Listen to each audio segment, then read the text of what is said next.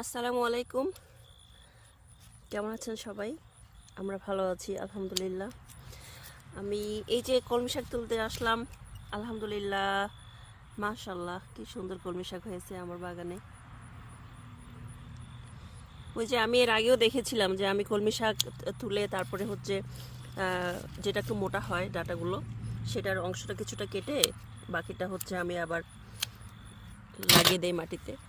সেখান থেকে এরকম করে করেই আমার আলহামদুলিল্লাহ অনেক গাছ হয়েছে অ্যান্ড বেশি বেশি করে কলমি শাক হচ্ছে।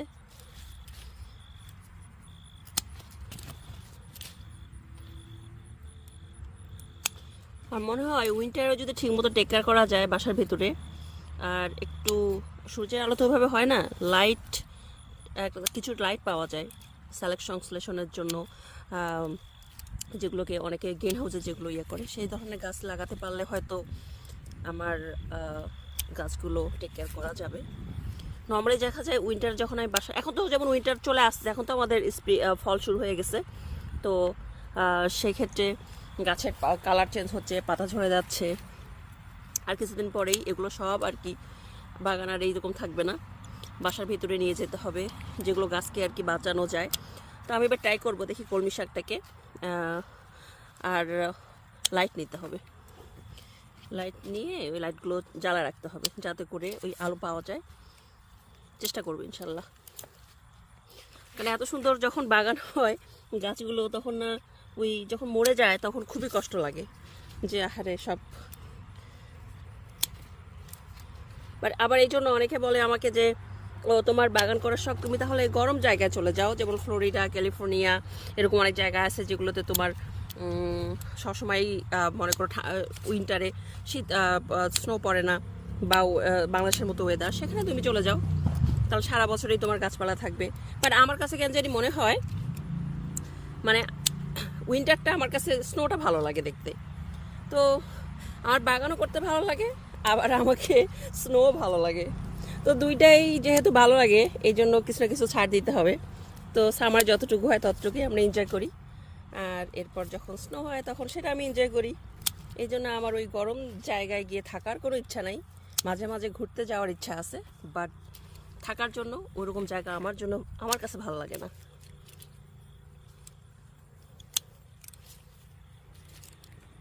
আমি জানি না আমার মতো কার কার এরকম হয় যে উইন্টারে এরকম স্নোটা ভালো লাগে। আমার এটা হয়েছে ছোটোবেলায়, যখন আমরা ওই মুভি টুভি দেখতাম না, গানের সময় দেখা যেত স্নো পড়তেছে, ওটা দেখে আমার স্নোর প্রতি এত একটা ভালোবাসা তৈরি হয়েছে। অ্যান্ড যখন ছোটো ছিলাম তখন তার জানতাম না যে আমি এরকম দেশে আসতে পারবো, আল্লাহর রহমত আসতে পারছি, তো সেই স্নোটাকে আমি মিস করতে চাই না। যদিও স্নো হওয়ার পরে যখন ওই যে গ্লিজার্ডগুলো হয়, মানে পিচ্ছিল হয়ে যায়, আইস জমে যায়, সেটা কষ্টকর হয়, বাট তারা সবসময় হয় না, মাঝে মাঝে। যেমন কয়েক বছর থেকে আমাদের এখানে যেরকম স্নো হওয়ার কথা ছিল সেরকম স্নো হয় না, আবার সেইটাও এখন খারাপ লাগে। স্নো হওয়ার সময় যদি স্নো না হয় কেমনটা লাগে। যেমন প্রতিটা সিজনের একটা সৌন্দর্য আছে, রাইট?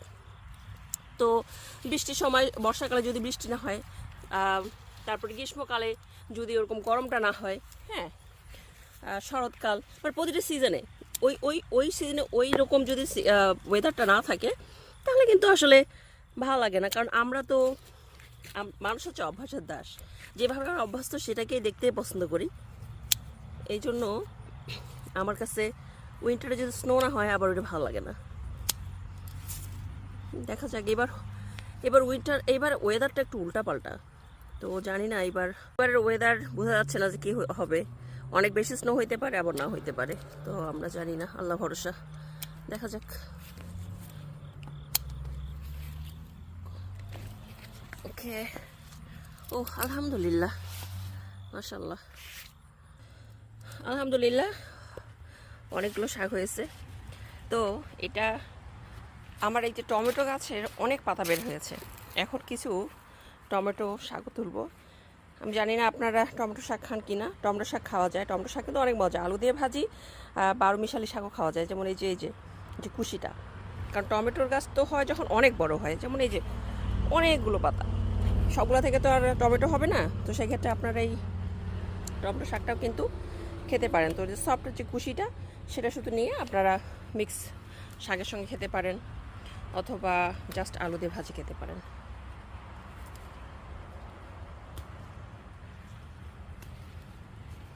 এই যে, অ্যান্ড এরপরে আপনারা মিষ্টি আলু শাকও খেতে পারেন। এই যে মিষ্টি আলু গাছ, এই যে আমি কুশিটা তুলে নিচ্ছি। এমনি আলু শাক খাওয়া যায়, মানে কি খাওয়া যায় না, সব ধরনেরই লতা পাতা খাওয়া যায়।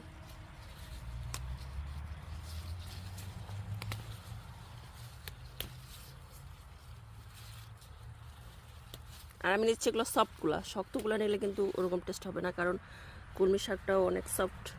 হয়তো কলমি শাকটা আলাদা ভাজি করতে পারি, আবার এগুলো সহ দিয়েও করতে পারি, দেখি কি যে কী পরিমাণ হচ্ছে সেই অনুযায়ী।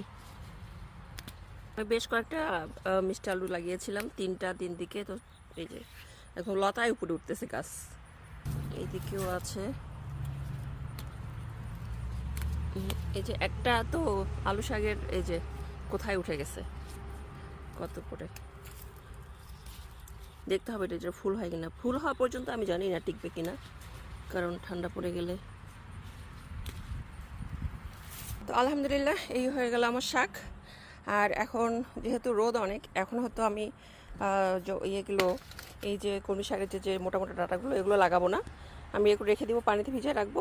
যখন সন্ধ্যা হয়ে আসবে, বিকেলের পর রোদটা পড়ে যাবে, তখন এগুলো মাটিতে লাগিয়ে দিব ইনশাআল্লাহ। ওকে, তো আজকে এই পর্যন্তই। সবাই ভালো থাকবেন, সুস্থ থাকবেন, দোয়া করি আমাদের জন্য দোয়া করবেন। আল্লাহ হাফেজ, আসসালামু আলাইকুম।